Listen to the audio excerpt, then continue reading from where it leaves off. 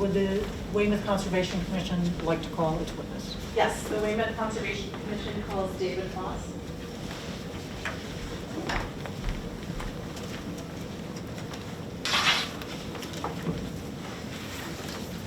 Good afternoon, Mr. Foss.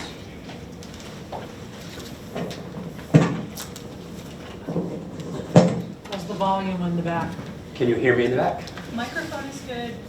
Regular voice is not so good. Okay, so I'll remind the attorneys if you could please keep your voices up. Mr. Foss, do you swear or affirm that the testimony you will give today will be the truth, the whole truth, and nothing but the truth? I do. Mr. Foss, could you state your full name for the record? I am David J.P. Foss, F-O-S-S. And do you have in front of you a copy of your testimony titled Rebuttal Testimony of J.P. Foss, signed by you under the pains and penalties of perjury on May 30th, 2019? I do. And do you adopt that testimony in full as your sworn testimony in this matter on behalf of the Weymouth Conservation Commission? I do. Okay, Mr. Foss is available for cross-examination. Thank you. Mr. Foss, I've found in earlier proceedings that if I don't stand, I don't project. So do you have an objection if I stand as I do not. Thank you so much. So you submitted pre-trial testimony in this matter, as you just said, right? That is correct. And you signed those, the testimony under the pains and penalties of perjury? Understood. What does that mean to you? That means that I stand by the words that I have presented in my testimony. And you understand that you should be speaking with accuracy, correct? In your testimony? I do. And that they should completely state your opinions, correct? Actually, as an environmental professional, I understand there's a wide range of opinions when you're looking at facts and details in engineering design. So there's a range of ways to make statements, but I do stand by what I've presented. Okay. And you reviewed the pre-trial direct testimony of Kelly Race? I did, from last June, correct? And Mark Costa? Correct. And Jim Doherty? Correct. I reviewed each of those documents in the time frame allotted, given that one of those was just submitted in the past week with a fairly short time frame for turnaround. And you filed your testimony last Thursday, didn't you? If that was May 30th, correct. And your rebuttal testimony explains where you disagreed with him, correct? In my rebuttal, I explained my opinion with respect to the facts and data that I reviewed, and in some places that presented my opinion was contradictory to theirs. Okay. Now, you are a licensed site professional in Massachusetts, correct? That is correct. Since 2008. Correct. And also a certified professional geologist. Correct. Since 2006. You are not a professional engineer in Massachusetts, correct? I am not a professional engineer, no, but I've worked for 25 years at environmental engineering and consulting firms with Massachusetts registered professional engineers side by side. Side by side. And because you're not a professional engineer in Massachusetts, you are not authorized to submit stormwater reports into wetlands proceedings, are you? I would not make a submittal that requires Massachusetts PE certification, correct? Well, you're aware that filing a stormwater report requires certification for professional engineer, aren't you? Yeah. I did not see in either paragraph 3 of your testimony or in your resume that's attachment to Exhibit 1 to your testimony that you had any experience in designing stormwater management systems. Correct? They're not stated there, are they? So in my resume, there's not a statement that David Foss, LSP, has designed stormwater and infiltration systems. However, at sites, including brownfields redevelopment sites, I have advised and worked with professional engineers when stormwater infiltration may happen at contaminated locations, including Massachusetts DEP regulated disposal sites. So you've worked on teams with professional engineers in that respect, right? That's correct. And you've relied on the professional engineers to do their job correctly, correct? With respect to stormwater engineering design, I rely on professional engineers, correct. And they relied on you as an LSP to do your job correctly, correct? They have relied on me for my expertise with respect to contamination in the environment and the subsurface, including soil, groundwater, and stormwater that could be impacted by contaminated media. So it's quite common for professional engineers and LSPs to work collectively on a project within their respective areas of expertise, correct? I think that's very common. Just as was done here by Ms. Race and Mr. Doherty and Mr. Costa, correct? I agree. I think that that approach of engineers and LSPs working together is common and happens here. And relying on each other's expertise. Certainly. Yes. Now, paragraph 3 of your testimony lists the items you reviewed to prepare your testimony, correct?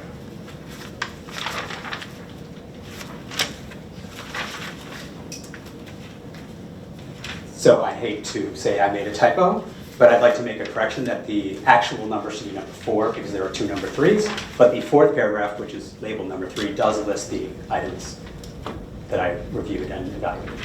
Can we make that correction? Thank you for that clarification. And actually, I noticed one as well. There are 2 paragraph 9s in your provided direct testimony, and there I'll be referring to paragraphs first 9 and second 9. Something like that. In this case, there's no 4, so that should. So you're correct. It is paragraph 4.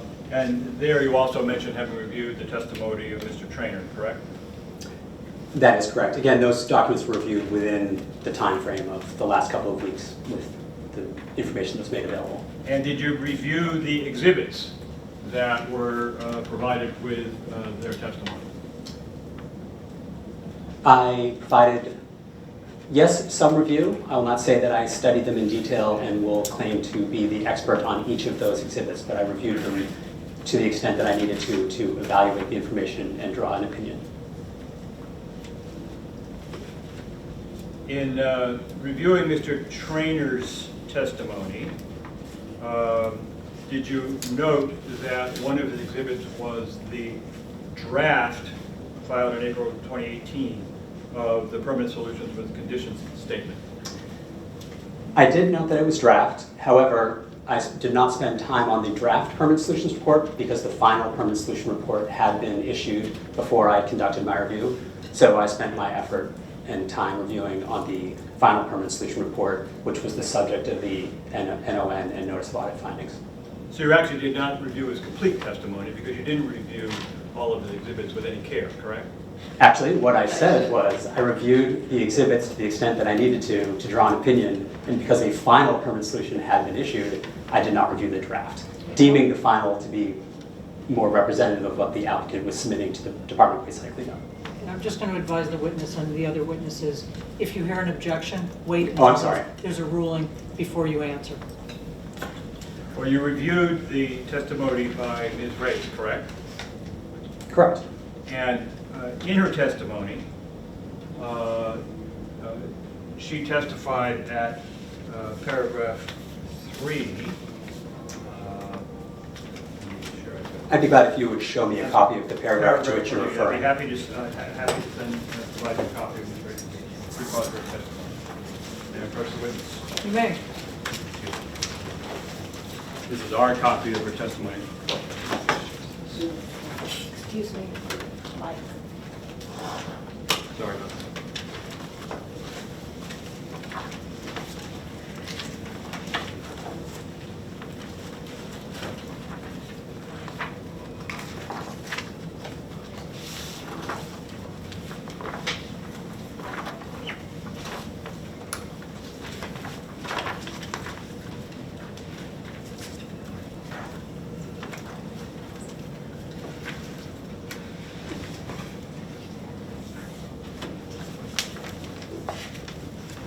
I refer you to paragraph 22 of the raised pre-filed direct testimony. And if you could read that to yourself for a moment.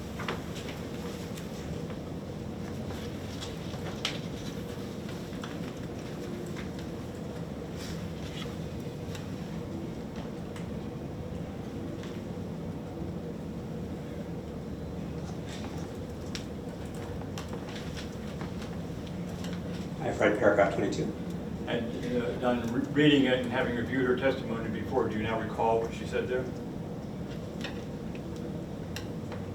Yes, I can see what she testified. And what she said was that the draft permanent solution statement was essentially final, but for one thing, correct?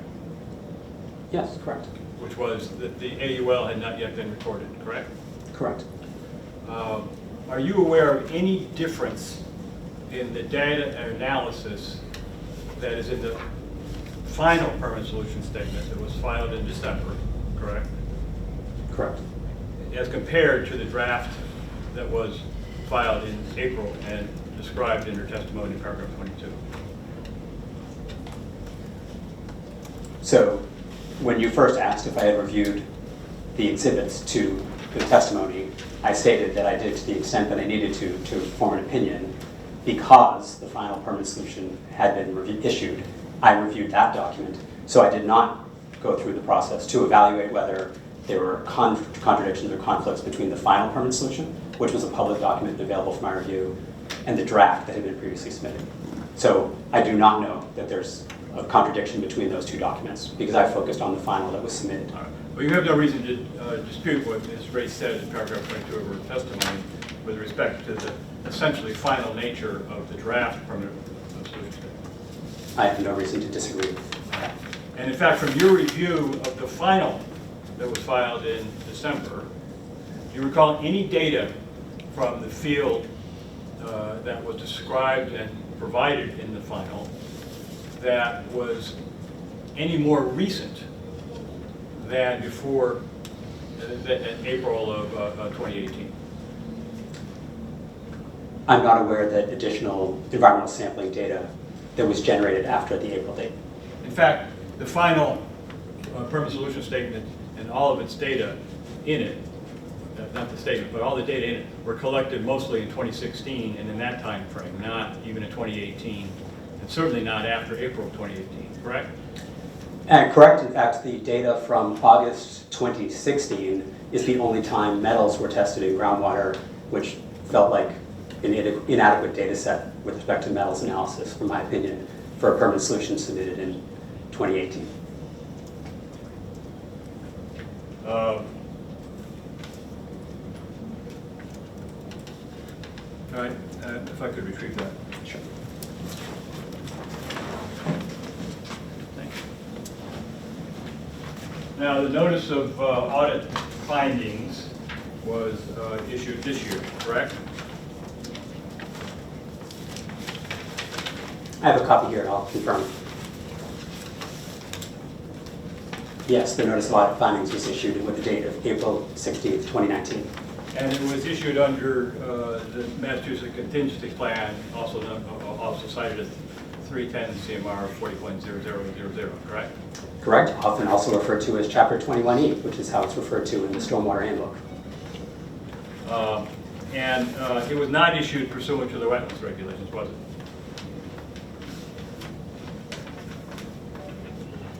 Feel free to review the document.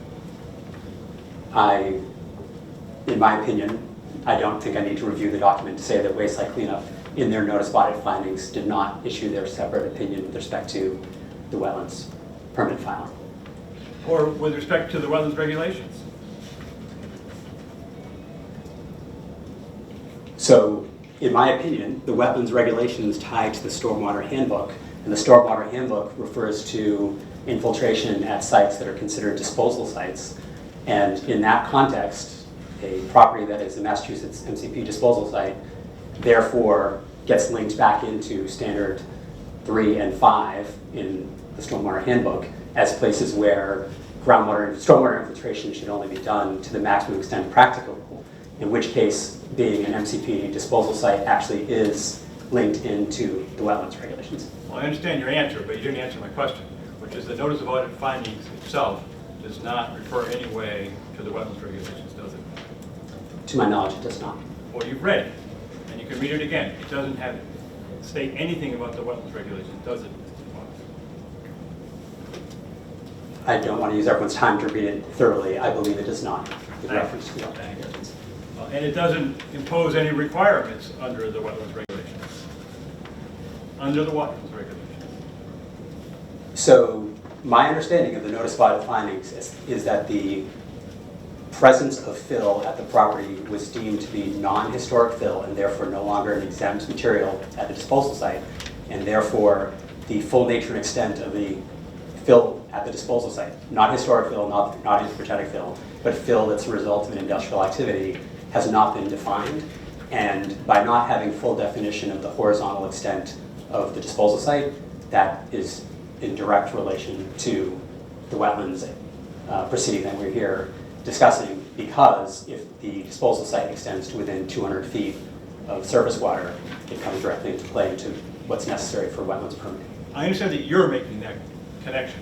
I was asking about the notice of audit findings. The notice of audit findings says no such thing, does it? It does not. Thank you.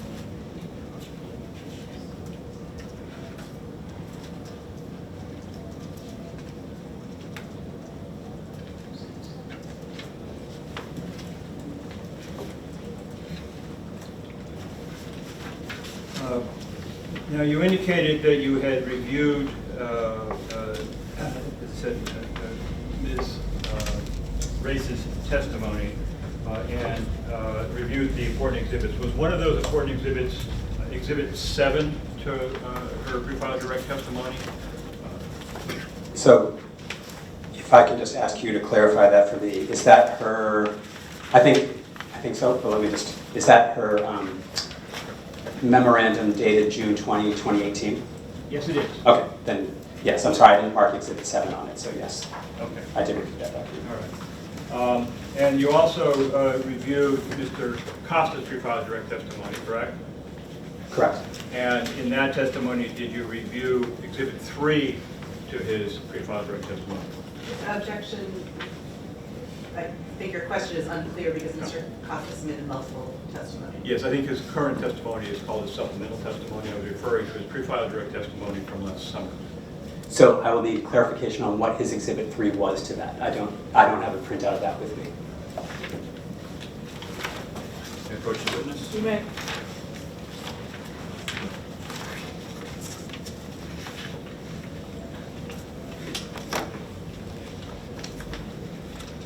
Mr. Child, could you identify by name the exhibit, please? I certainly could. It's Exhibit 3 to the pre-filed direct testimony of Mark Costa filed on June 21, 2018. It's a memorandum dated June 21, 2018. Ray, Weymouth Compressor Station Pollutant Loading Analysis. I think it's sometimes also referred to as Mr. Costa's mounding analysis. I'm sorry, strike that. I was reading from Exhibit 2 rather than Exhibit 3, and I showed you Exhibit 2 rather than Exhibit 3. Let me start over again. And Mr. Child, if you're going to be asking the witness about that exhibit, could you provide him a copy? Yes, I can. Pardon me.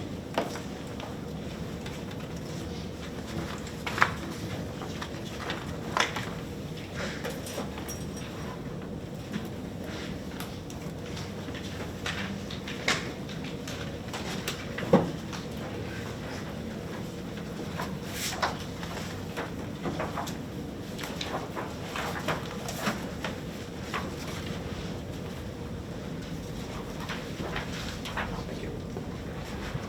So, Mr. Child, can you clarify the date on that document, please? Certainly.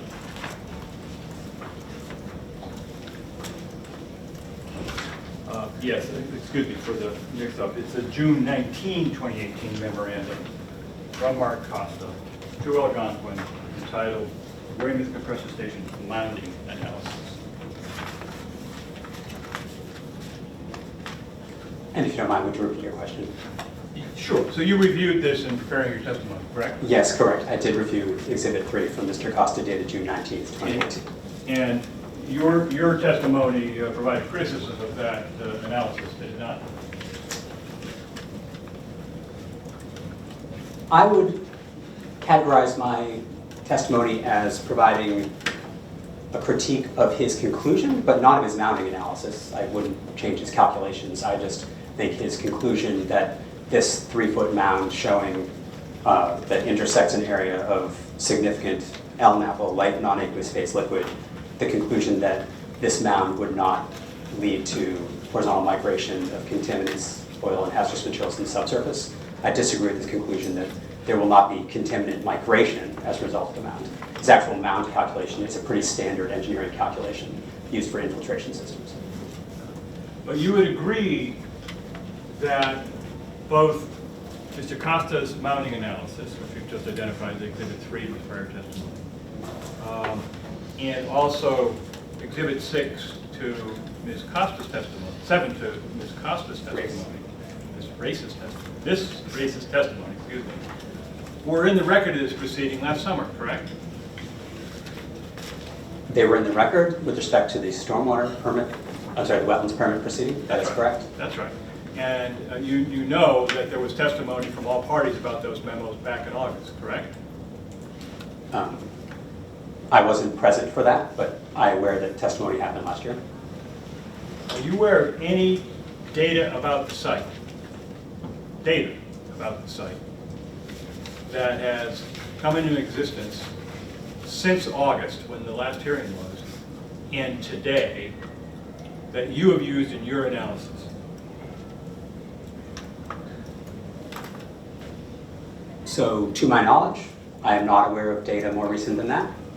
I'd have to look back through all the documents to see if that was true, but since most of the data I was dealing with were in Mr. Costa and Mr. Doherty's testimony and the permit solution, which, as we've already concluded, had older data, I don't believe there's data more recent than August 2018.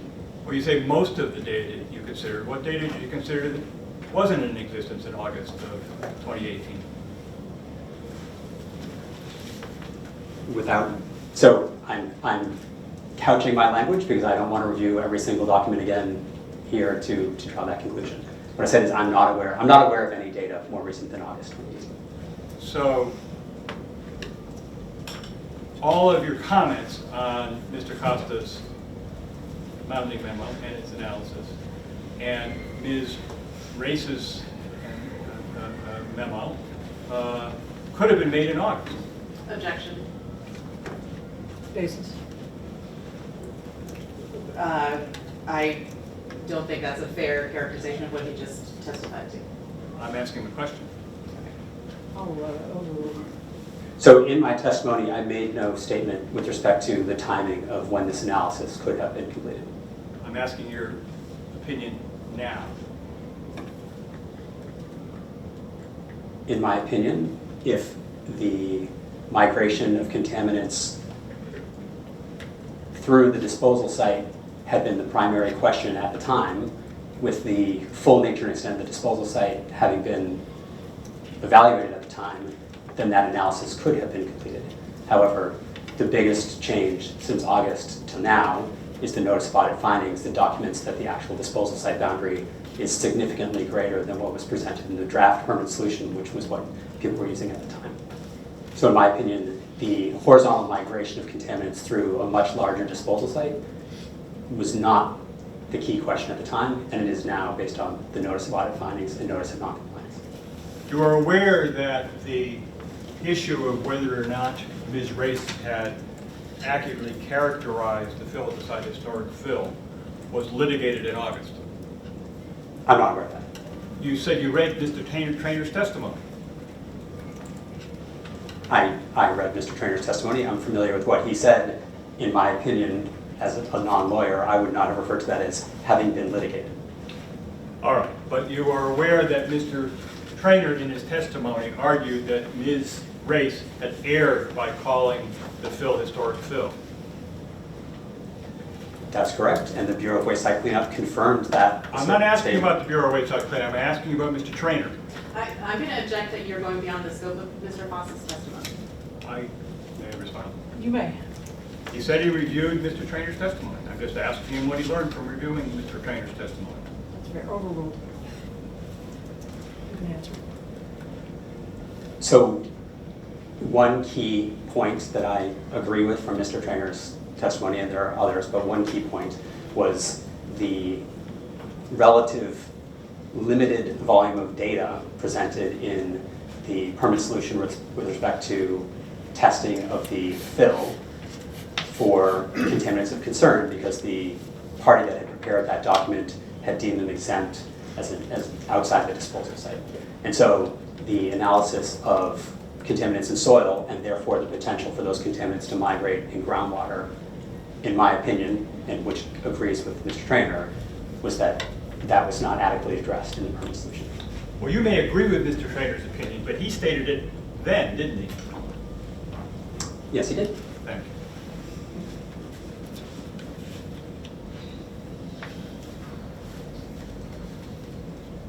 Mr. Frost, you're aware that the MCP and its regulations provide for development of 21E disposal sites to occur, even though contamination is still present at this site.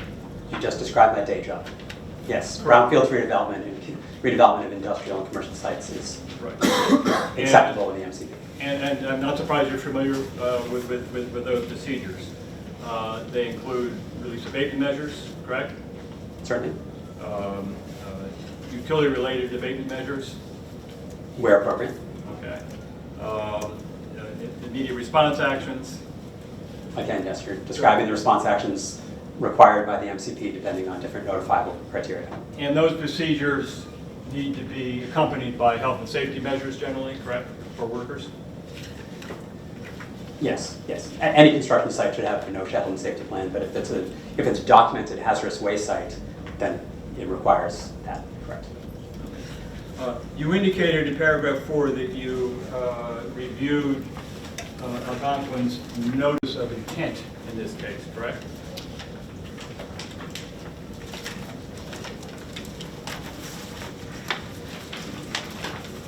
Sorry, I covered up my notes.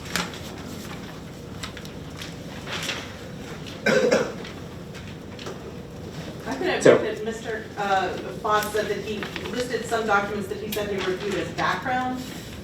I would argue that specific questions on those documents are not within the scope of his testimony unless you can point to a place in his testimony where he references those documents. Let's see what the question is, because he did testify that he reviewed them. But I acknowledge that reviewing them may not have been as detailed as it was for the more pertinent documents. That's correct, thank you. Let's see what the question is.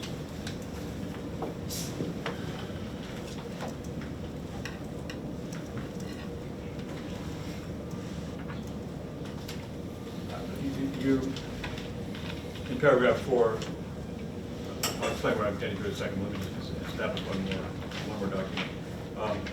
You indicated in paragraph 4 that you also reviewed what is described in your testimony as the second bullet in paragraph, second part of paragraph 4 on page 3. Algonquin's response to the Weymouth Conservation Commission request for information in May 2016. You see that in your testimony? Second bullet on page 3. On page, yeah. So, correct, that is listed as one of the background documents that I had available to me and gave a review. I will not say that I'm the expert on those documents. Are you aware that that document contained the revised stormwater report that was filed by Algonquin with the Weymouth Conservation Commission? I am not. Like you asked me off the top of my head, I could ask you to present the report and I could say, why, yes, these are the attachments that were included in the document that I saw. But I don't have specific knowledge of that exhibit.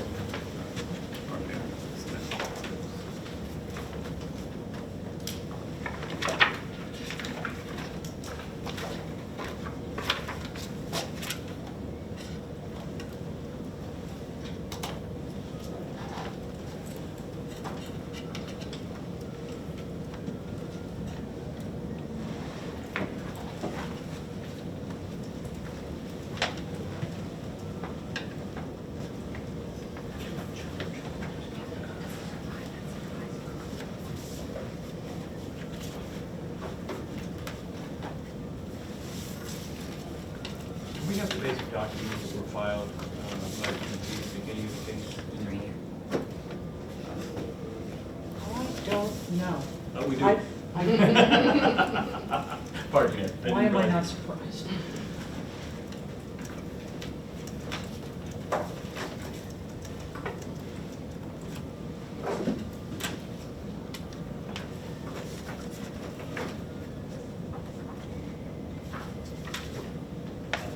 Your Honor, I would represent that this is a copy of the department's filing of basic documents We have the cover letter from the Philippus on October 7, 2016. This is a copy of the Ms. Lacy, would you like to have a look at that? I would please.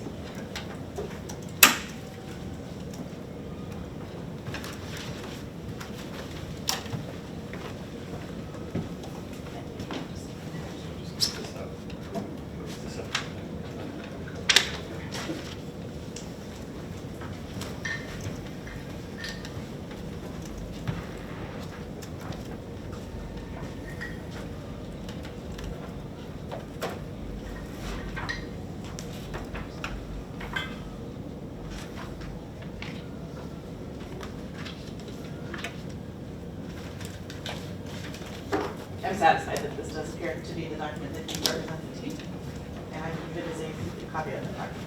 Thank you. Thank you, Ms. Lacy. And Mr. Frost, I'll provide the whole filing from the department at that time, but the particular document that I'd ask you to take a look at is Exhibit 2, which you will see in your testimony you represented you had reviewed. Could you say where in his testimony, oh, Exhibit 2 of the binder, you're saying? Correct. And in his testimony, it was in paragraph 4, the second bullet. Did he reference the entire document that's sitting in front of him? Correct. Right, among the approximately 12 background documents that were in the files that I provided a cursory review of in order to evaluate the area of contamination in soil and at the disposal site, this was one of the documents in the files that I reviewed. So you gave a cursory review to Algonquin's stormwater report that was filed in the Wetlands case. Correct.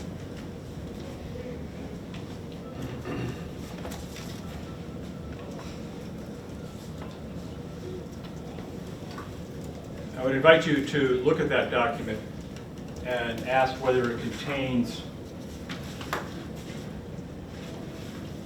information provided by Algonquin to the Conservation Commission and into the wetlands record regarding soil contamination at the site. I object as to that this is outside the scope of what Mr. Foss testified to. He testified he'd reviewed the document. Now he's saying it's cursory. The reason why I'm going into it, Your Honor, is because in that document, Algonquin provided data about the contamination, contaminated soil at the site, provided health and safety procedures, provided what it was going to do if it encountered contaminated soil at the site. And this went through the entire wetlands proceedings through to the SOC. And I believe it's relevant to the current notice of audit finding that at the time the superseding order of conditions, et cetera, appeal was filed, all of that data and Algonquin's plans were in the record. And I could go on with a whole bunch of other such references. Well, I'll tell you what is important to me in this proceeding, and the reason we're here, is the notice of audit finding specifically disagreed with the applicant's determination that the contamination was historic fill. And the bulk of Ms. Race's testimony referred to historic fill numerous times. So with the notice of audit findings specifically disagreeing with Algonquin's LSP's conclusion, I think it's important to find out how, with the change in that determination, it impacts the stormwater system. And having read the testimony and the memorandum of the applicant, the sense I have is that the applicant is hanging on to the notion that the fill is historic fill. But the NOAF specifically disagreed with the applicant's conclusion. And what's important to me in this proceeding and what I want clarification of is if the Bureau of Waste Site Cleanup in its NOAF is correct and the risk characterization not mischaracterized, but did not completely and correctly characterize the site, taking into account contaminants that were exempted as anthropogenic or historic fill, what difference does that make here to the stormwater? And so that really is what I would like the focus to be of this limited proceeding. If I may explain, I understand that. If I may explain why this is relevant to that question. You may. The data that is in that report and was disclosed to the Concom, and also to DEP as it reviewed the NOI record, included all the data about arsenic in soil. It includes the soil borings that shows the existence of coal ash derivatives, and disclosed all of that into the wetlands proceeding.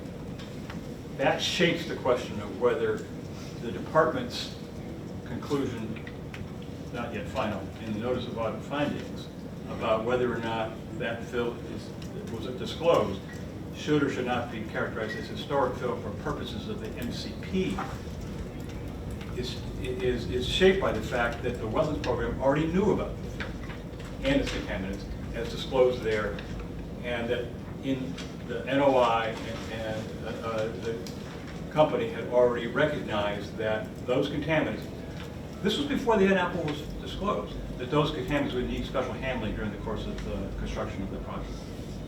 And our position is that from the wetlands perspective, the existence of the contaminants in the fill, whether or not it was historic fill, was always part of the discussion.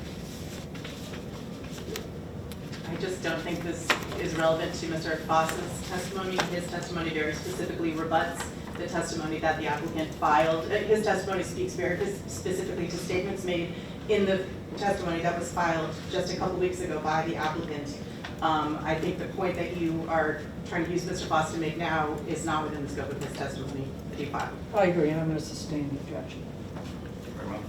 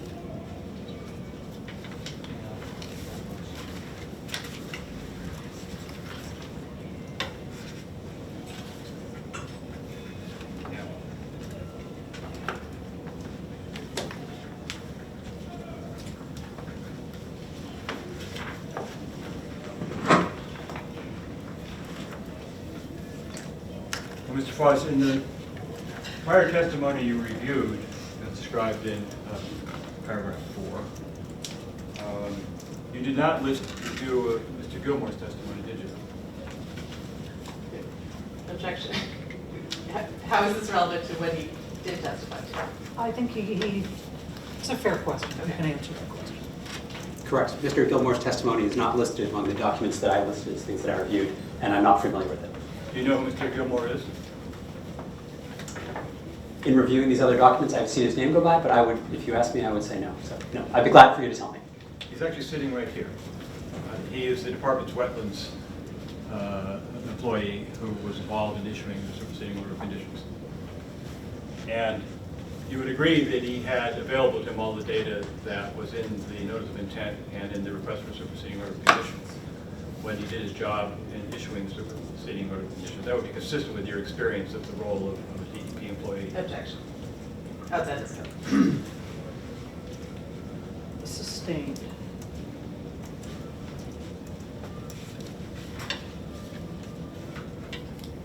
Well, But you're not aware, because you didn't read his testimony, that he testified that he was okay with, the department was okay with having the infiltration built even after the department knew about the LNAP. Can you restate the question? I'm You- sorry. You can't testify to it, I'm sorry, you haven't read his testimony. All right.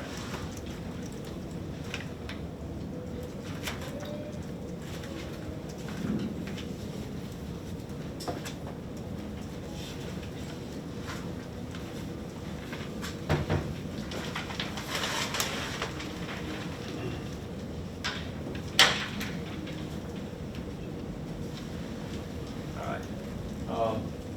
In paragraph 8 of your testimony,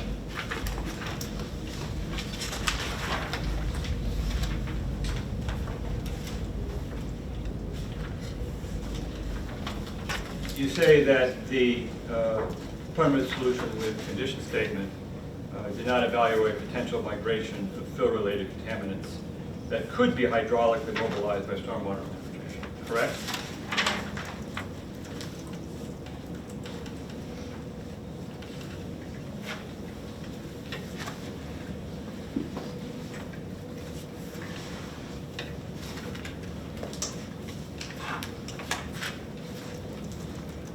So I would like to ask if I can make a clarification, because I feel like this one sentence contradicts itself in that one paragraph. So in paragraph 8, I make the statement that the permanent solution with conditions evaluates the fill-related leaching potential in a cursory manner, and then the next phrase is, and did not evaluate the potential of migration of fill-related contaminants. That contradicts itself. May I clarify that? You may. Thank you. In my opinion, the permanent solution with conditions, having excluded metals and pHs as historic fill, which is deemed not true and is actually just fill related from an industrial activity, the permanent solution with conditions did not fully evaluate that potential for mobilization of contamination in the soil that is generally above the static water table at this time. And that's where I made a markup of the conceptual site model image to demonstrate that. So I think the analysis, which was the calculation of leaching potential, was limited, but I think it was not adequate with respect to soil or fill above the water table that's there presently now. Did I not make that any clearer? All I was going was that, in fact, Ms. Reyes' testimony earlier in the case, in her Exhibit 7, did analyze whether or not fill-related contaminants would be mobilized by the stormwater, didn't it? It did, and I disagree with the conclusion. You disagree with it, but they did analyze it. Correct, and that's why I clarify. I want to remove the, it did not evaluate. I think it did it in a limited manner that was not adequate. Right. And that criticism could have been made at the time instead of now, correct? That's correct. This sentence is self-contradictory. I'm glad to correct the record.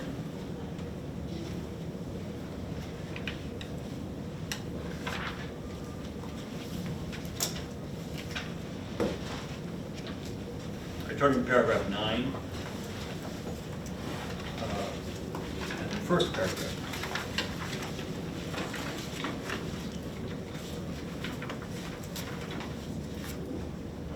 The top of page 5. There you provide a quote from the activity and use limitation, also sometimes referred to as an AUL, in the permanent solution statement, correct? Correct.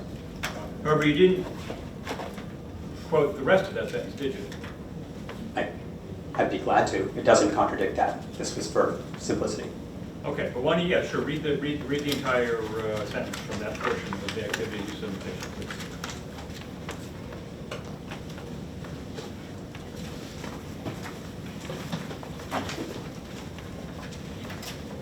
Would you like a copy, do you will?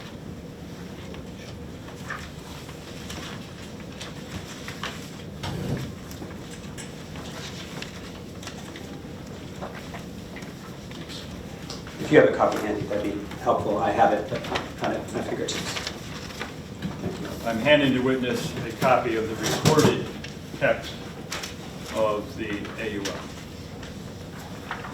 Thank you. This is already in evidence, Your Honor, as a component of the permanent solution statement in appendix, volume 4, appendix H. Thank you.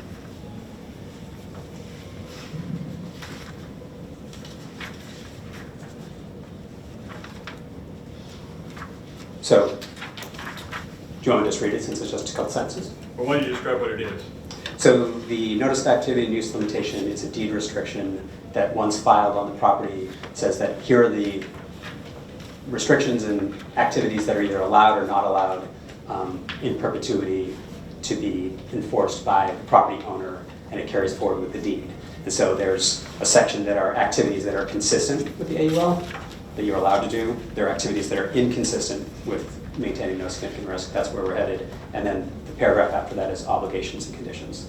So the point that I highlighted and included the first half of a phrase was in the subparagraph for activities and uses inconsistent with maintaining no significant risk. So doing one of these things can cause the potential for significant risk at the site. And the short paragraph was any activity including but not limited to excavation, which is likely to disturb light non-aqueous base liquid, LNAPL, in the smear zone, which is greater than 10 feet below existing grade, unless such activities are conducted in accordance with the obligations and conditions in paragraph 3 of this AUL. And where I added my opinion in my testimony was that, in my opinion, the injection of stormwater and creating a mound, which would be approximately 3 feet high, adjacent to this LNAPL area, in my opinion, that is an activity that will disturb LNAPL in the smear zone, and that is why I included that in my testimony as an activity I think is inconsistent with the AUL, and that that's my opinion.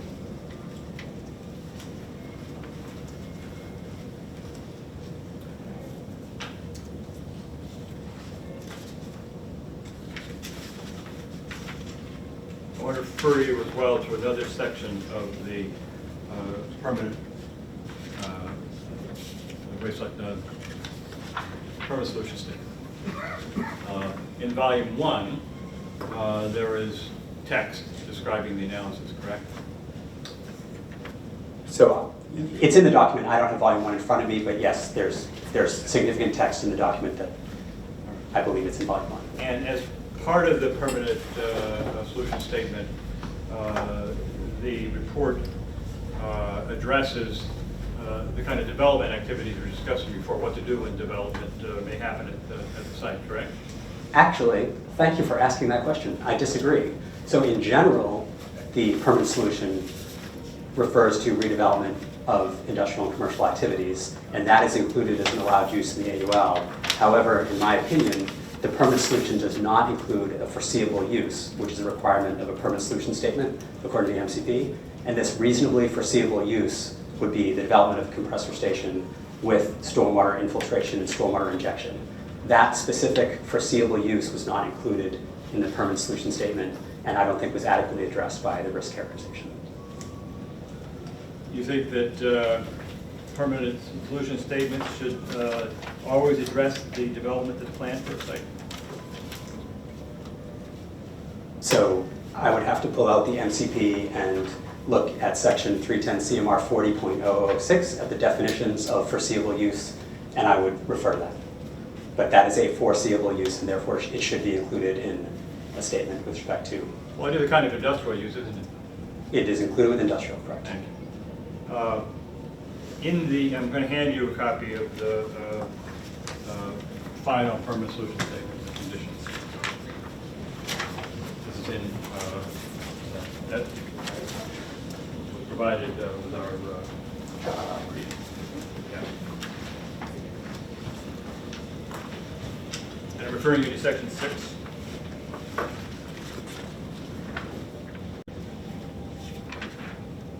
The tree shall just for the record, could you just identify where that is found in the record? I don't dispute that it's part of the record, but just so that it's in the transcript. Exhibit 1 to the applicant's supplemental memo.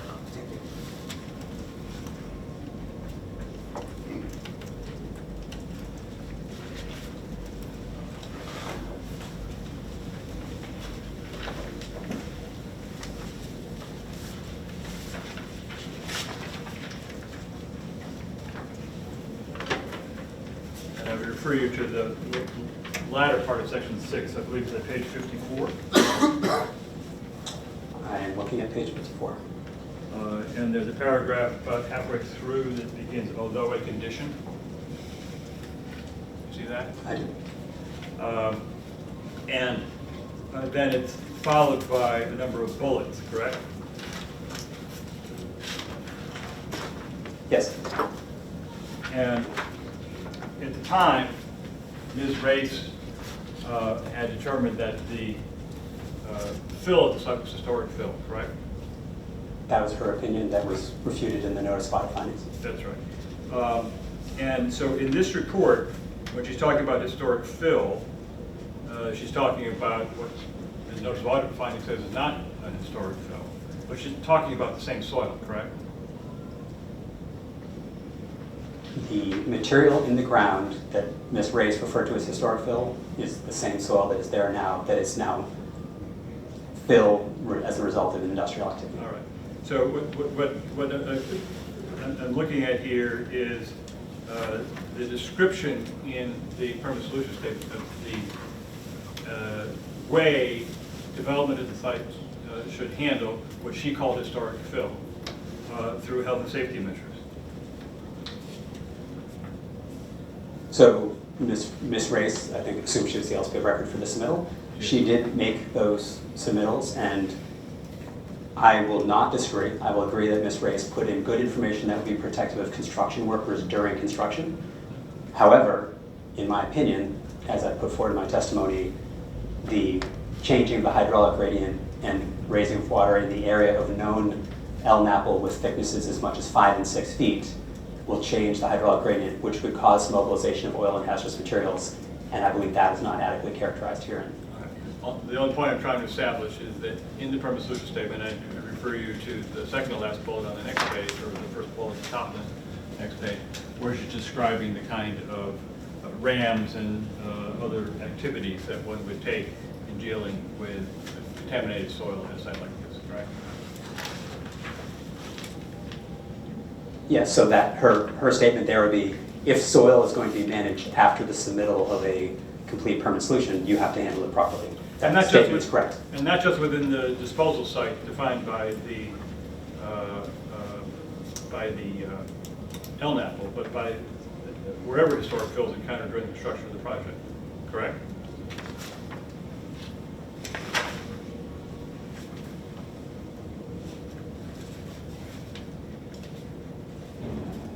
Actually, her second to last bullet, which is at the top of page 55, specifically refers to actions at the disposal site. But health and safety measures should be taken regardless of where the contaminated media would be found. But the health and safety measures and reference to the use of MCP procedures that were in the NOI do cover the entire construction project site, correct? Objection. That's beyond the scope. That's sustained.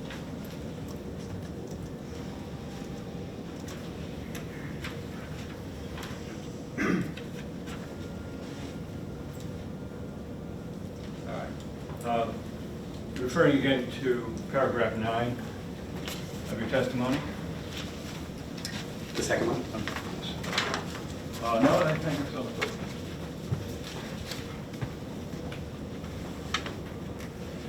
So this states your opinion, and I quote, injection of stormwater into the subsurface is likely to disturb LNAPL and smear zone. That's what you said, right?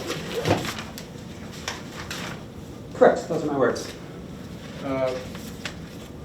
You use the term injection repeatedly in your testimony, don't you? Yes, I've seen it more than once, so yes.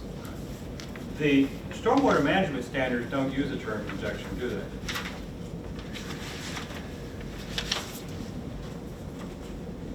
I have not done a search on the whole document, so I'm not familiar if that word is in there, but in general, they rely on the term infiltration.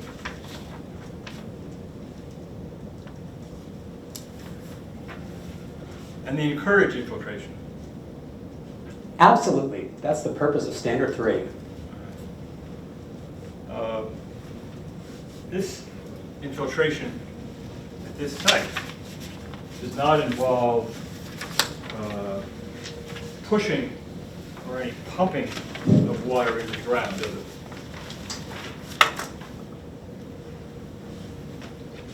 So you're pushing me to define my use of the word injection, which I agree does not require the use of the mechanical pump.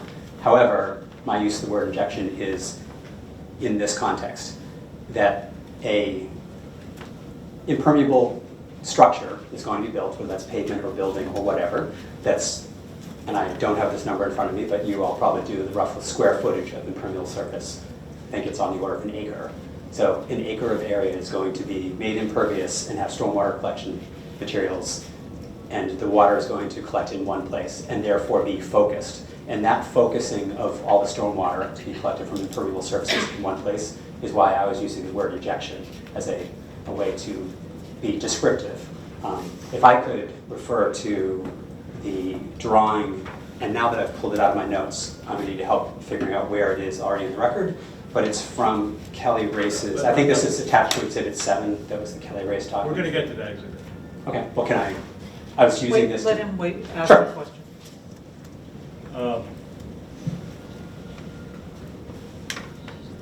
Are you familiar with Mass DEP's regulations for injection wells? Yes, the underground injection control UIC regulations, I am. And this is not an injection well under those regulations, is it? No, correct. I did not refer to it as a UIC or in any way make any statement that it's regulated under those. But you used the term injection liberally, didn't you? For infiltration. I did. I could have said focused infiltration. It would be to suit the same purpose.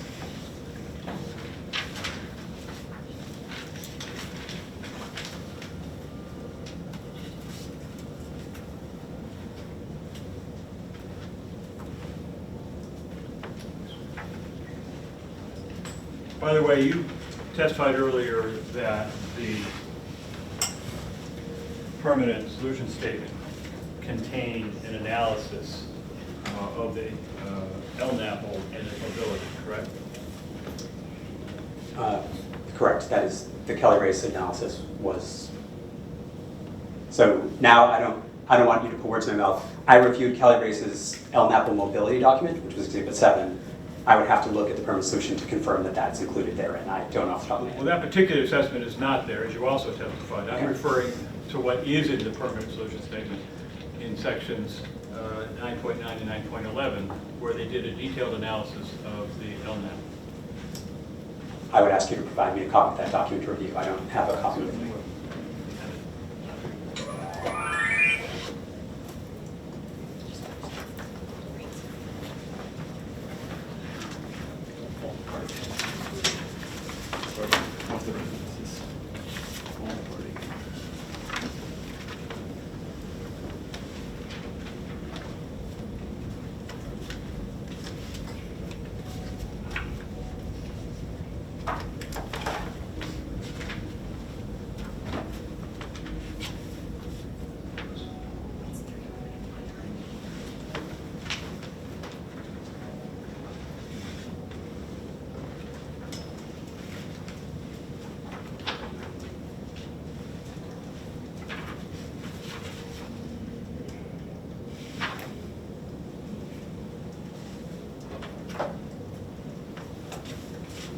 And Attorney Chad, could you just also clarify which paragraph in Mr. Foss's testimony your question pertains to? The question, when you asked the question.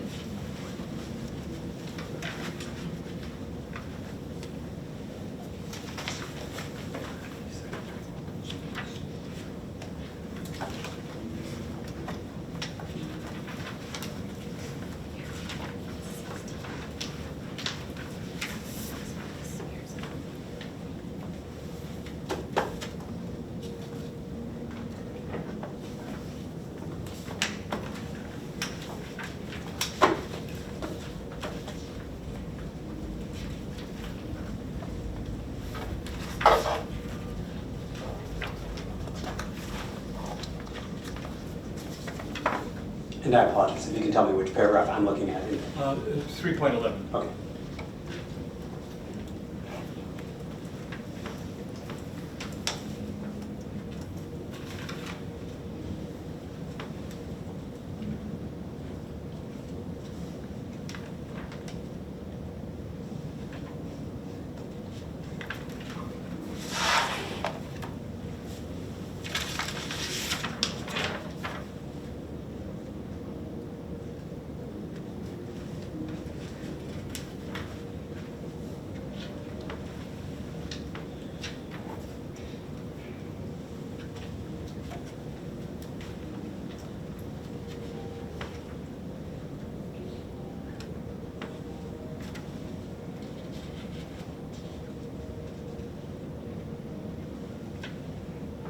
It appears Mr.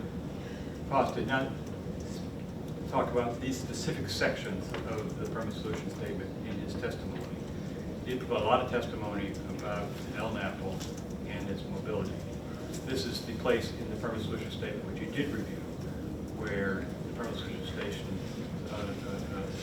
statement specifically dealt with LNAPL mobility, and wanted to ask him whether he had reviewed it, as he did the entire report.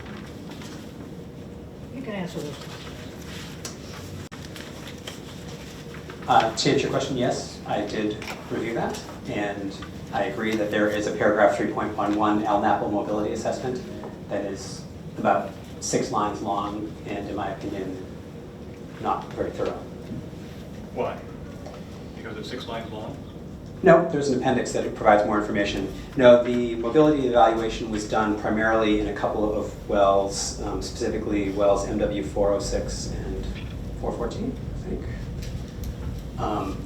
And in my opinion, when I look at the disposal site map, which one example of that, which was included in the TRC document that included this conceptual site model, is a cross-section that shows numerous well locations with LNAPL thickness greater than 1 foot and numerous thicknesses 5 or 6 feet. And in my opinion, the amount of mobility evaluation that was done was not very thorough given the data set. That mobility analysis was completed when?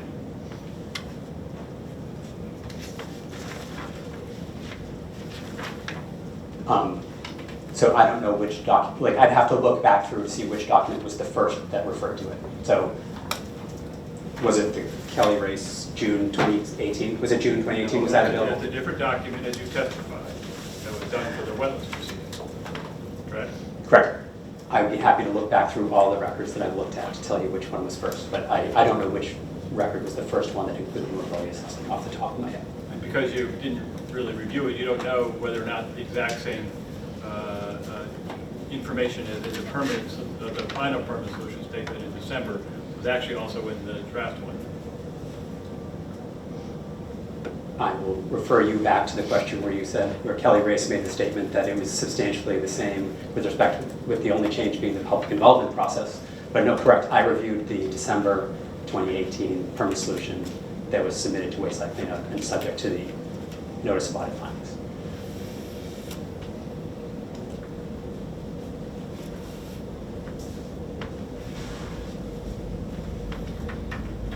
You have not done any analysis of your own of the mobility of the LNAPL.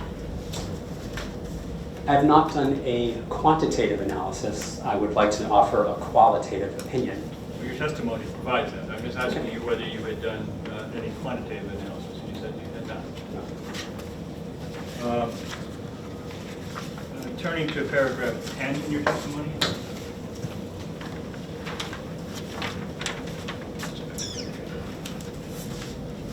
Yeah.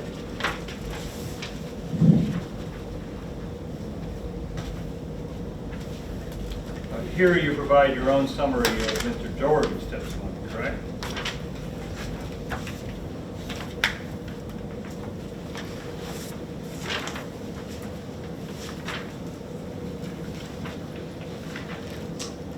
Correct. I quote the 4 assertions that Mr. Doherty uses as his conclusion. Well, one of your bullets asserts, quote, "The El Napa will not be mobilized by infiltration of stormwater from the infiltration basin." That's a quote from your paragraph 10, right? That's me saying that in his testimony, Mr. Doherty essentially asserts and then makes that statement. So that's I'm putting those words into Mr. Doherty's mouth with that bullet. Essentially, so in fact, Mr. Doherty testified quite differently, didn't he, in his paragraph 8? So I do not have a copy of Mr. Doherty's testimony in front of me. Can you provide him with a copy, please?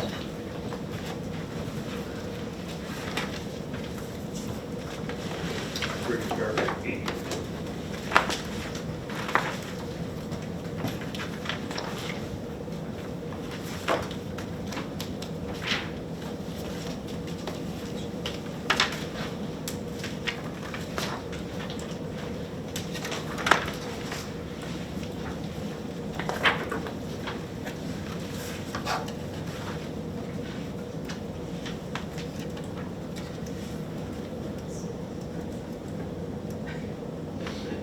So Mr. Doherty's statement is that the distance of potential El Napa migration due to mounding will be less than 1 inch. I changed that and said that will not be mobilized, I'm sorry.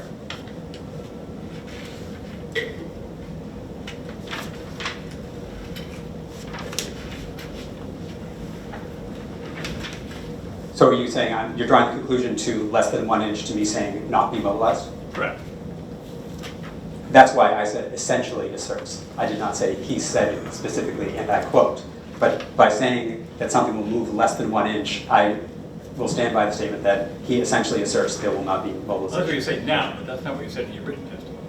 No, my written testimony says that he essentially asserts this. I believe that qualification is appropriate. I'm going to interrupt because, Mr. Child, I don't know what, in Mr. Doherty's testimony, he says exactly what Mr. Foss said In his conclusions. in his conclusion. And that's what I refer to, his conclusions. So maybe you want to rephrase the question. If I may, in paragraph 8, he makes the exact Yes. statement that Mr. Foss Which is where repeated. I was just asked to look. Okay, good.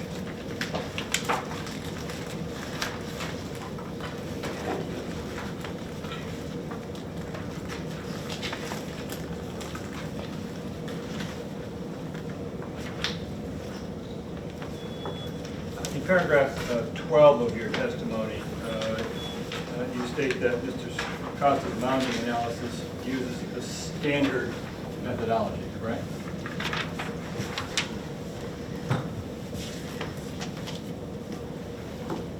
Yep, the Hantuch method that he used and the, I don't have the spreadsheet in front of me, but the version that he used, it's pretty standard practice for calculating infiltration under an injection, or the stormwater infiltration system. You call it the Hantuch method? Correct, that was part of his calculation, correct. Right. I believe, I don't have it in front of me. You just for the pointer, it's H-A-N-T-U-S-H. O-U-S-H, H-A-N-T-O-U. Correct. Thank you. You don't propose an alternative methodology, do you? No, I believe that's acceptable. Okay. And in fact, it's not just a standard methodology, it's a methodology that the stormwater handbook calls out for the situation, correct? Correct.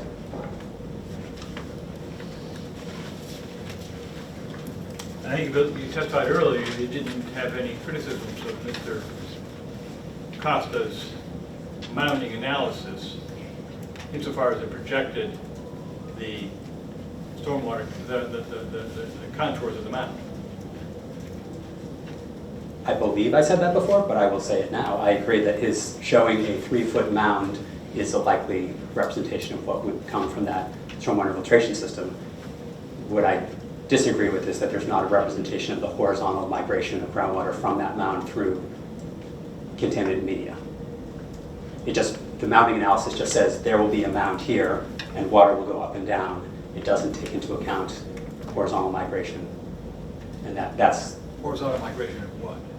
so if I can refer to my very cartoony sketch, that's a markup of the TRC conceptual site model. When you create a mound of groundwater in the subsurface, that water then needs to infiltrate, to dissipate, to kind of reach an equilibrium. And because materials at the subsurface are low permeability marine clays below this area, the migration is going to be primarily horizontal, and that's what I schematically showed in that drawing. And that's my belief, is that the creation of this mound will cause horizontal migration of groundwater through a disposal site, which is counter to Stormwater Handbook Volume 1, Chapter 1, page 12, which should not, you can only inject to maximum strength practicable in order to not infiltrate stormwater through a disposal site or contaminated soil. Well, let me say a couple things. You say that the groundwater mound will spread horizontally, right? Yes. That's always true. That's what the mound is doing, is spreading horizontally, correct? So,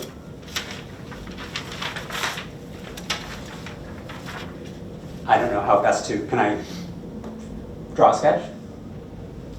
Any objection to him drawing a sketch? I mean, it's basically in my testimony. In my conceptual sketch here, Referring to exhibit 2 of your testimony. Exhibit 2 to my testimony, I presented a cartoon of how a 3-foot mound would be shown raising water table in the subsurface at the site. And because the soil that is below the fill is low permeability marine clay, silts and clays, groundwater is going to migrate horizontally through the fill and sandy materials and not generally, well, actually in the mounding analysis, they say it's a factor of 10, where it'll be 10 times greater flow horizontal than vertical. That's either in Doherty or Race. I can't remember which document said that. But so basically, groundwater is going to flow horizontally. And by moving the mound, infiltrating the mound in an area that has not been historically saturated, you're moving water through soil that is fill related to the industrial activities that has contaminants of concern, and that can lead to the migration of oil and hazardous materials. I understand your point about contamination. Put that off to one side for a second. Let's talk about the mounding of the stormwater. The whole point of the mounding analysis is to show how that stormwater will infiltrate through, create a mound, and then the mound will become lesser with distance from the point of where it's infiltrated, correct? Correct. I mean, the Stormwater Handbook Standard 3, the purpose of the mounding analysis is to demonstrate that it's not going to break out at the surface and that there's adequate separation between the surface and other resources. But it's also showing through the analysis what the depth of the additional water will be from infiltration as you get further away from the infiltration basin, correct? So I would disagree. It's not the depth of the water, it's the head, the elevation above the It's the static same, water table. it's the elevation, depth, I mean depth above the groundwater table, or elevation above the groundwater table, or head, we're also talking about the same thing, correct? Correct, but a hydrogeologist would say head, correct. Well, please take a look at the mounding analysis that was done by Mr. Costa. It was Exhibit 3. You have it in front of you, I believe.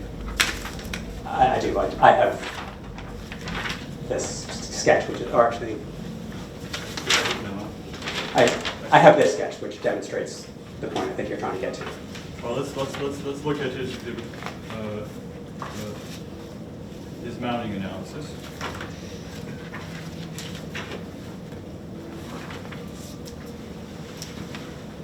This is within Exhibit 3 to Costa pre-filed direct testimony earlier in the case.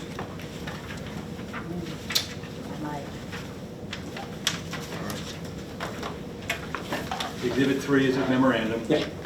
And then that has a figure 2, correct?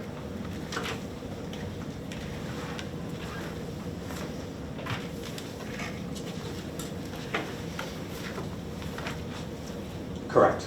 So I don't disagree. I was looking at the version that is dated May 22, 2019, but I believe they're nearly identical. They look the same.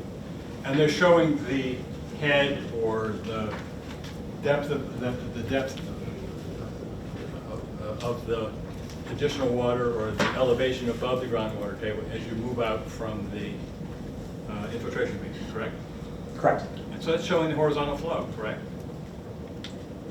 Correct. Okay. Actually, no, it's not showing horizontal flow.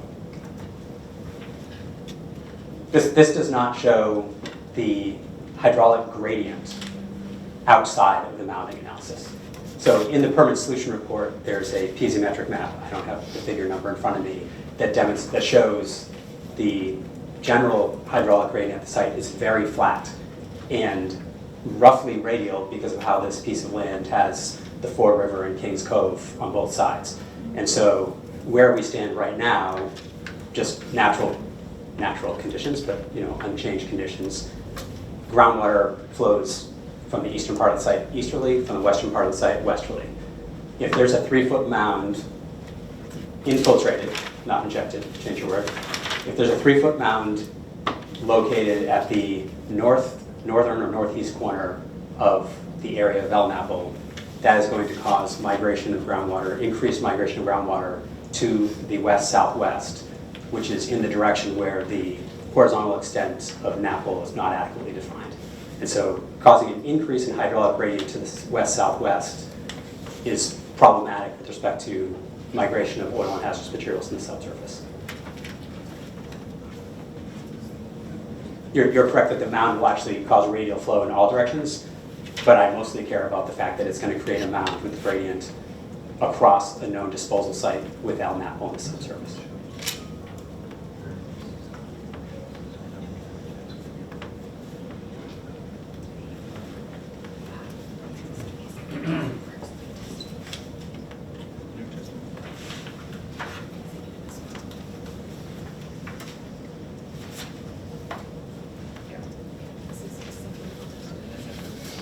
So you said you were looking at Mr. Costa's exhibits from his current testimony, correct? I saw both testimonies, but the thing that I hit print and brought with me was from the more current testimony, correct? That is figure 1 to Mr. Costa's supplemental pre-filed direct testimony, correct? I separated it, but I believe that's correct, dated May 22, 2019. All right. So do you have any disagreement with the mounting contours that are shown on this figure 1?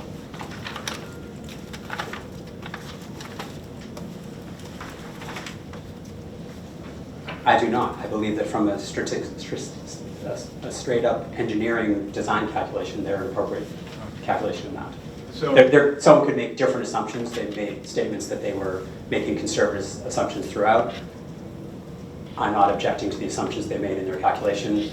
My objection is qualitative in that a hydraulic gradient moving water through oil and hazardous materials is problematic at a site without nature and extent defined at a disposal site. So several times in your testimony, you've used the term a 3-foot mound, right? I believe I have, yes. And when you say 3-foot mound, what are you referring to specifically? So in Mr. Costa's mounting analysis, he did a series of calculations. The calculation shows that the greatest mound height, greatest change in head with respect to infiltration was roughly 3 feet. Like it might be, I don't have the table in front of me, but on all of his contours, he shows 3 foot, 2 foot, 1 foot. So I'm referring to 3-foot mound is what he's shown on his. Well, so looking at his figure 1 in his recent testimony, it has a 3-foot contour line, doesn't it? Yes. And that 3-foot contour line is entirely encompassed within the infiltration basin itself, isn't it? Yes. And as you get anywhere outside of the infiltration basin, the height of the mound is less than 3 feet, correct? Certainly. And this figure shows where the infiltration basin intersects with the closest edge of the Elnapple mound, doesn't it? It does, which is counter to what's included in the Stormwater Handbook, Volume 1, Chapter 1, page 12, where infiltration should not be injected. infiltrated into Excuse me. an MCP Mr. regulated Fox, disposal I'm not site. asking you to restate the often Okay. stated opinion about Correct. This your is One at a disagreement time, that this please. should be happening near an LNAPL lens. I'm asking about this figure.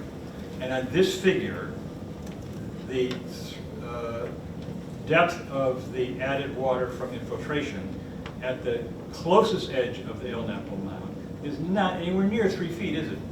it's actually approximately 2 feet, which is shown on the contour and also shown in Kelly Race's figure that was attached to her Exhibit 7. Actually, take a look at the 1.5 foot contour line. Doesn't that actually touch right at the Oh, edge? I apologize. I will show you something that is not standard engineering practice in this. Typically, we don't skip contour lines. So when I counted contour lines, I thought it was going to go 3, 2.5 to 1.5. He skipped the 2.5, so I didn't see that. So when I just said 2 feet, you're correct, it's the 1.5. But he skipped a contour, so I misinterpreted that briefly. All right. So, Do you agree that the other contours go by half-foot increments? all right. And on this figure, as one gets across the LNAPL lens shown here, you reach a contour line, the outermost contour line that is at what value? He uses the value of 0.05 feet, so Okay. 2 inches, 1 to 2 inches. All right. Less than 1 inch. I'm sorry, correct. We should switch to set metric system to be simpler. Sorry.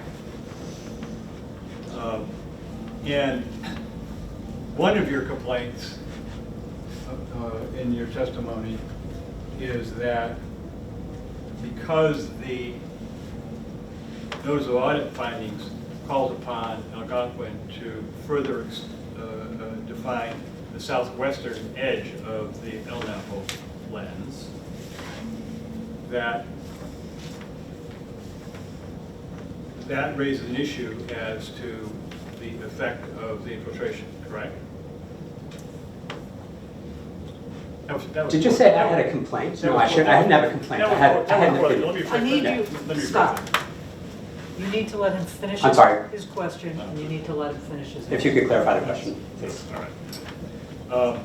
In the notice of audit findings, one of the requests by DEP is that Algonquin should further investigate the southwestern side of the LNAPL lens, correct? As shown on figure 1 for the testimony, the LNAPL lens is shown here as ending at monitoring well 407 and the other borings there. And in the notice of audit findings, DEP said you need to go further in that direction, correct? They did correct. But under this depiction, the added water from infiltration beyond monitoring well 407 will be imperceptible. Because even before you get to 407, it's already at 0.05 feet. So the actual change in head out roughly, I think you said 190 feet, or whatever the number is, a pretty good distance out from the center of the, that change in head is a half a foot. But the hydraulic gradient from the mound is going to be radial with groundwater flow in all directions, including flow through this area of NAPL. And although that general outline of NAPL is shown, in the permanent solution report, there are different contours that show where the NAPL is greater than 5 feet. So that NAPL footprint is where NAPL is greater than 1 foot. So 1 foot of floating product, but including some areas at 5 feet, where hydraulic gradient will be going through it. So the actual change in head is not great, but the hydraulic movement of water through the subsurface through a significant saturated thickness can and will cause migration of oil and hazardous materials.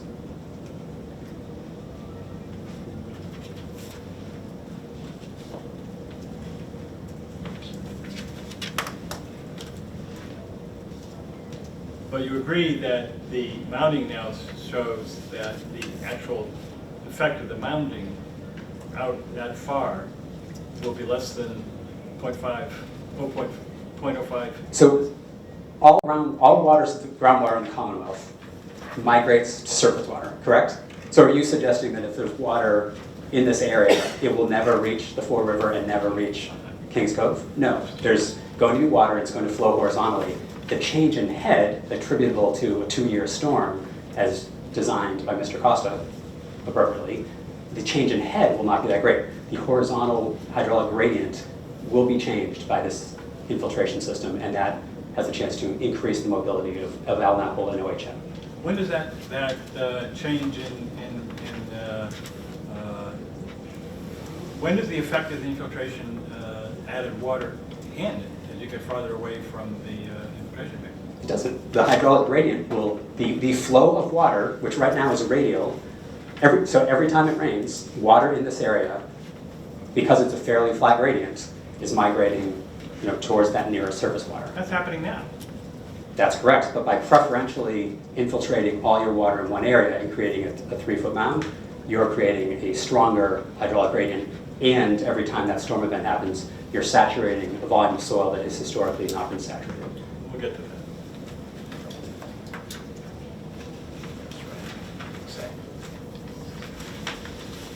All right, now I think you have already, you've already referred to the figure in the Ray Doherty memo, there's Exhibit 7 to the Ray's direct testimony that was used by them in their analysis of the mobility on that. Correct, I have that figure too. I'm going to hand copies of this out. This again is figure 2 to Exhibit 7 to the Ray's pre-filed direct testimony. I have, could we actually mark this as an exhibit, if that's acceptable to you? That's fine with me. No, that's fine. One for identification. Do you have that for the record? Exhibit 1 for identification. Can I put a label on it? Yes, please.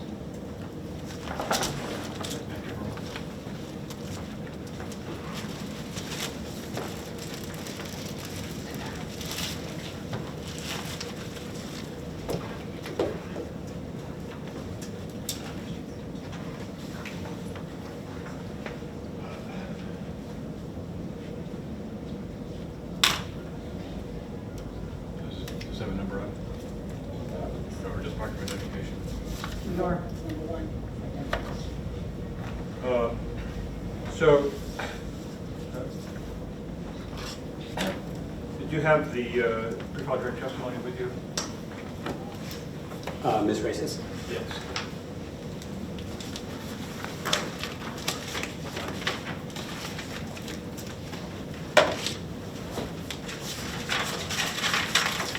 I don't have her actual testimony, I only printed out the Exhibit 7,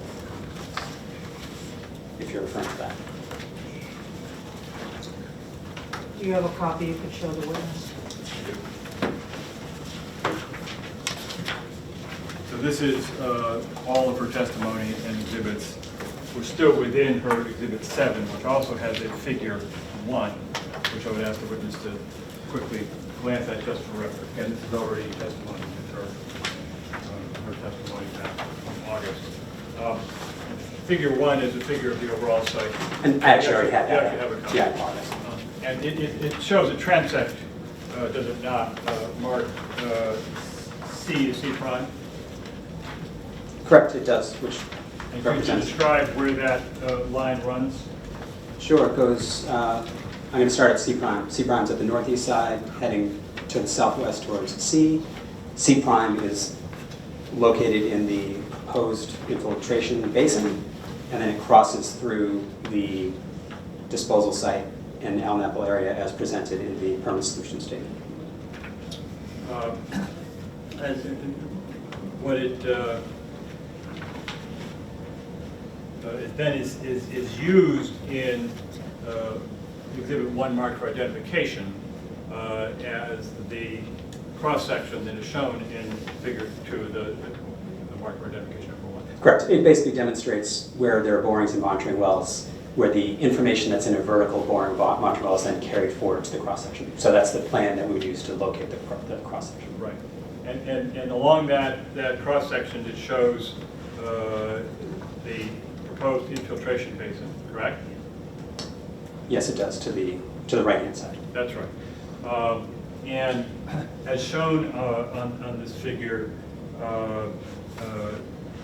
the infiltration basin itself does not lie vertically right above the LNAPL lens, does it? Correct. Their design drawing puts it outside of the mapped area of LNAPL. Right. And then this figure also shows the calculated mound. Correct. And in my opinion, it correlates with Mr. Costa's figure 1. All right. And so what that calculated mound, the red dotted line, is depicting is the way the mound of infiltrated ground stormwater from a 2-year storm will diminish in its height or head above the groundwater table as it proceeds further away from the infiltration basin, correct? Correct. The red dashed line demonstrated by calculated mound is showing basically a vertical example of what Mr. Costa's map analysis was. Right. Now, I would refer you to your figure 7, I'm sorry, your exhibit 2 in your revised direct testimony. This is the figure that you mentioned several times in testimony that you marked up from a figure that was in the permanent solution station, correct? Correct. The permanent solution included their figure 7, which was conceptual site model. It's exhibit 2 to my testimony, and I just added notations to it. Right. Just for the record, I'm going to provide figure 7 from the volume 1 of the permanent solution statement, which is in record, and that's having marked for identification as well. Any objection? I'm sorry, could you say that one more time? Yeah, this is the figure upon which he based his markup. Okay. It is figure 7 from volume 1 of the permanent solution statement.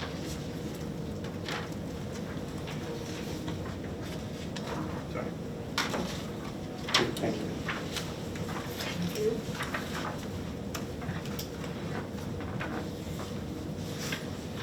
Now, this figure does not show the infiltration basin, correct? Correct.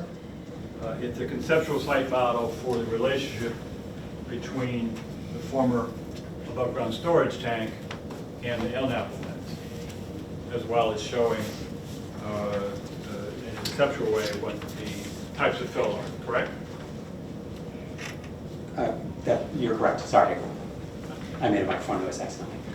But I agree with your statement, correct. All right, okay. It also shows conceptually the high water table and the low water table, correct? Correct, and that's actually why I use this sketch instead of the other for my schematic. And the water tables shown in this conceptual site model are unaffected by the infiltration basin because the infiltration basin doesn't exist for the purposes of the conceptual site model, correct?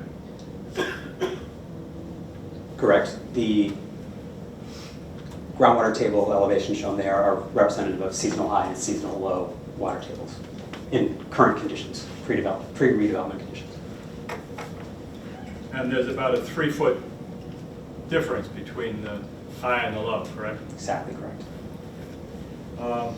And then turning to your exhibit 2, you've added several features, correct? Yeah, notations and represented lines, yeah. Okay. And it includes what's referred to as a 3-foot mound high water table, correct? Correct. And a 3-foot mound low water table, correct? Correct. And those two lines add 3 feet of more water over the entire Elnapple mound, don't they? On your figure. So may I offer a point of clarification? Just answer my question. Do they show a 3-foot additional There's actually amount of water there's- over the entire Elnapple mound? There's actually not a vertical scale on this. It's very cartoony conceptual drawing. So it shows a line that says 3-foot mound at high water table and 3-foot mound at low, but it's not to scale. And nor was, so, correct. But you testified earlier that the 3-foot mound would only be at 3 feet within the infiltration basin area.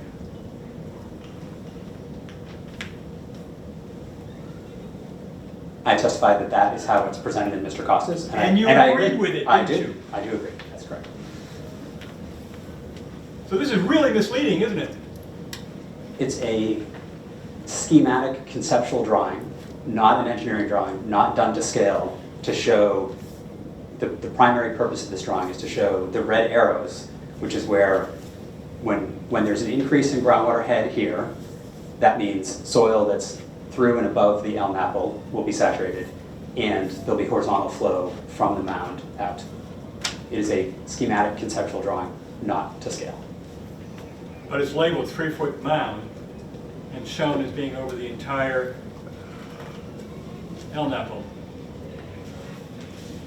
I utilized this drawing because the applicant deemed it an appropriate conceptual site model to submit to the department with their permanent solution statement, and therefore I used it as a base drawing and did not regenerate an entire drawing for this purpose. That's why it's a conceptual schematic drawing. Could you repeat the question?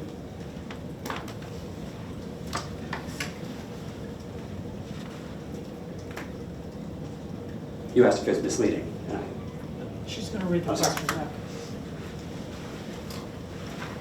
But it's labeled 3-foot mound and shown as being over the entire Elnapple.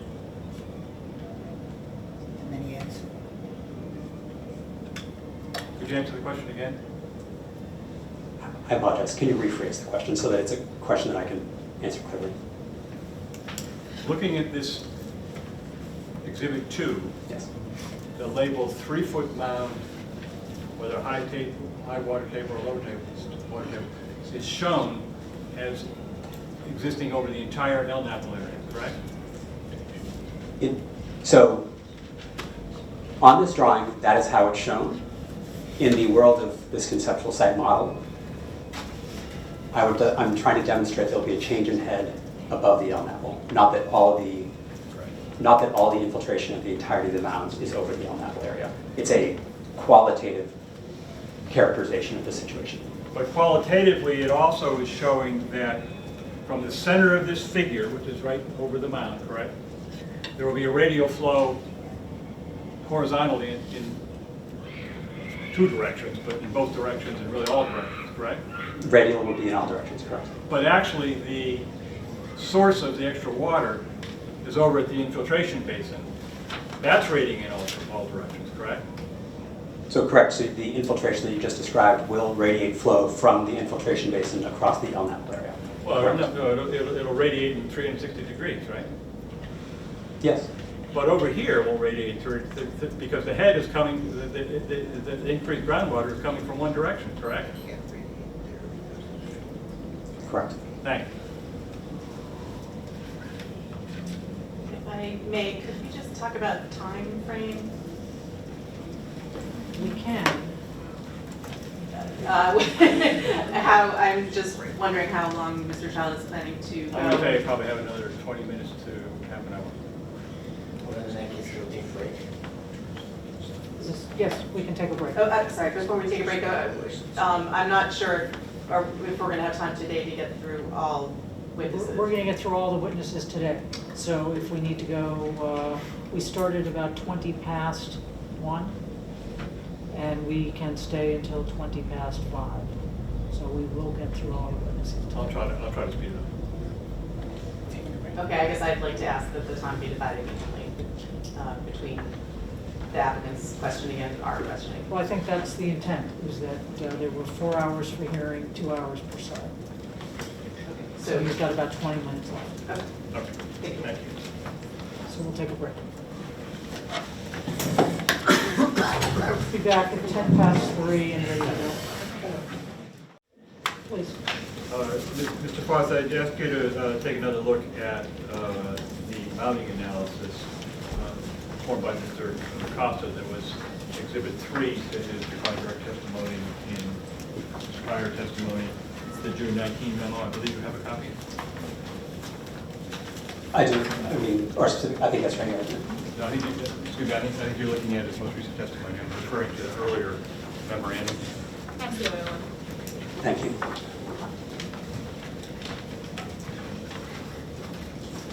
And you testified that you agreed with his mounting analysis, correct? I agree there's an appropriate engineering mounting analysis, yes. Okay. And within this memorandum is an Appendix 1 that is referred to as the mounting analysis. Correct. It's a sheet of, a couple of sheets of calculations, correct? Correct. And on the first page, you see at the bottom the phrase clay layer, bottom of saturation zone. I do. What does that mean to you? So it means that when you do your mounting analysis, you demonstrate your saturated thickness of, I'll say, permeable material like sand or fill, and then you demonstrate what's below it. In some cases that would be bedrock. In this case, that low permeability material is the marine clay that's been documented at the site. In reviewing this, do you agree that Mr. Costa actually assumed that there would be no infiltration through the clay layer?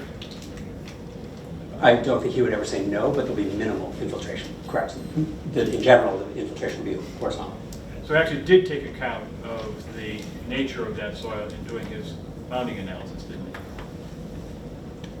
I have not said that his mounting analysis has any flaws. Okay. Correct. All right, thank you. Then,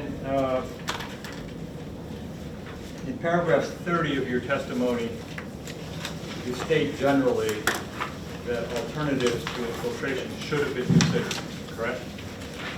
Paragraph 30? Yes, those are my words. You don't know whether Algonquin or Mr. Costa's firm, VHB, considered alternatives, do you? I do not. I've only looked at the alternative that was presented and submitted for review. And you've not proposed an alternative either, have you?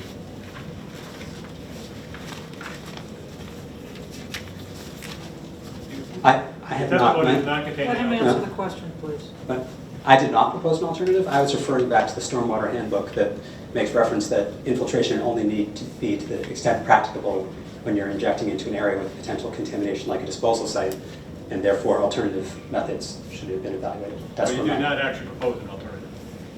Correct. I was evaluating the conclusion of their analysis, not proposing an alternative. Lastly, you're familiar with the Method 1 GW3 standards, correct? I am. Could you describe them? Certainly. So in the Massachusetts contingency plan, the document where I spend my day job, there are Method 1 standards, which the DEP has promulgated, that based on a series of assumptions are used to evaluate risk, and whether that's risk due to drinking water injection, that's GW1, risk to vapor intrusion, that's GW2, and GW3 that you referred to is calculating risk with respect to migration to surface water. And at this particular site, under the MCP, risks to groundwater for public drinking purposes is not a consideration, correct? Correct. This is not a drinking water supply area or a match drinking water supply area. Right. It is, however, possible that the contamination at the site would require evaluation of risk to the environment, to surface ones, correct? That is absolutely correct. And then the method 1 GW3 standards would be applicable, correct? They would be applicable unless testing was done that demonstrated contamination had impacted sediment or surface water, in which case a method 3 risk characterization would be required. If there's clear evidence that surface water or sediment has not been impacted, then the submitting party could submit a method 1 relying on the GW3 standards. And consideration of whether or not sediments have been impacted would depend in part on what the levels of contamination in groundwater were at the site, correct? There are a couple of key factors that would lead to the requirement to have your testing include sediment and surface water, and that includes the detection of contaminants of concern in soil or groundwater within 200 feet of a surface water. Here, there has been some groundwater sampling done, isn't there? There's been only one round of sampling for metals, but there has been other sampling for petroleum compounds. No, I don't have the total number of samples. Okay. Those results were provided in the permit solution statement, were they not? I'm familiar with the data that was included in the permit solution. If there was additional data, I'm not aware of it. Okay. Specifically, table 4 of the data results in the permit solution statement were the groundwater results, correct? I looked at that this morning, so I can verify, yes, it was table 4 of the permit solution statement. And did you observe whether for arsenic, the groundwater, the reported levels of arsenic in the groundwater samples were above or below the method 1 groundwater 3 standard? So I apologize if you could show me a copy of the table. I did look at it, but I'd be glad to refresh my memory with a copy of the table. I had some handwritten notes that I'm not finding.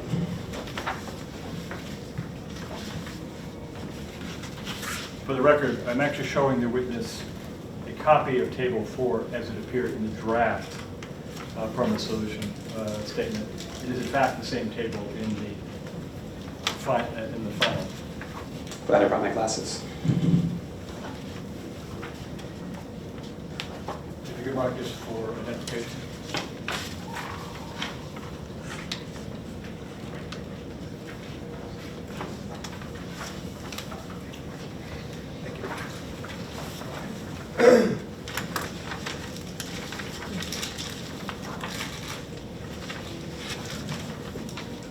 Did you want me to mark? Like, what about me? I think actually, I'm going to object to this being admitted into evidence. I don't think the draft permit certification statement is relevant to this proceeding. I think the table should have been taken from the final permit certification statement. Is the table unchanged? It is unchanged. I also have the table from the version from the permanent solution statement, and I invite the witness to tell us if he sees any difference. I know it's a complicated document, but it in fact is. So you're representing that it is unchanged? It is. And you just don't have copies of the Correct. final? Correct. Ms. Lacey, are you willing to I accept the still object just representation? because Mr. Child seems to be very intent on making a point about what information was in the record at one time. So I object to him sort of slipping this information into the record where it's not actually relevant to the testimony that was submitted. And where are you going with this? Simply to make the point that there is in fact groundwater data that has looked at the arsenic and it's well below the applicable risk. That's the point. Okay, we'll mark this for ID. If the witness recognizes it, and if you recognize any differences, please identify them. But we won't admit this, Fine. since the final one is in the record. Is in the record. Yes. So So I'm marking it for identification. Yes, please. So I will confirm that the permanent solution, the final permanent solution looks to me to be the same as the draft table that was shared and consistent with my notes that were included in my testimony with respect to which wells had what detections in them. So I'm Thank you. not arguing over that. So to answer your question, you asked specifically about detection of compounds of concern in water samples collected at the site. Arsenic. Arsenic. So Arsenic, barium, and zinc were detected in groundwater samples collected from wells 201, 202, 203, 204, and 205 in August 2016. And to follow up on your question, those compounds of concern are present in the environment, so they are there and attributable to conditions at the site, but the concentrations detected are lower than the MCP method 1 GW3 standards. Thank you for your testimony. Does the department have any questions for Mr. Foss? Yes, really just one question. Mr. Foss, for the record, my name is Dara Fallon, I represent the DEP. And sir, if you don't mind, could you look in your pre-filed direct testimony, page 6, paragraph 10, you make a reference that the proposed project has the potential to alter wetland resource areas. It's on the last sentence of your paragraph 10.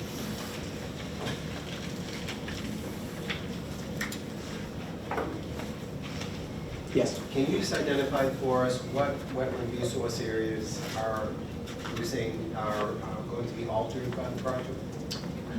Well, it has the potential to alter, but the Fore River, which is located generally to the west of this area, and Kings Cove, which is generally located to the east, my contention, in my opinion, is that by changing the hydraulic gradient and creating a significant hydraulic head across this area, which right now is generally flat, roughly less than half a foot of gradient across this area.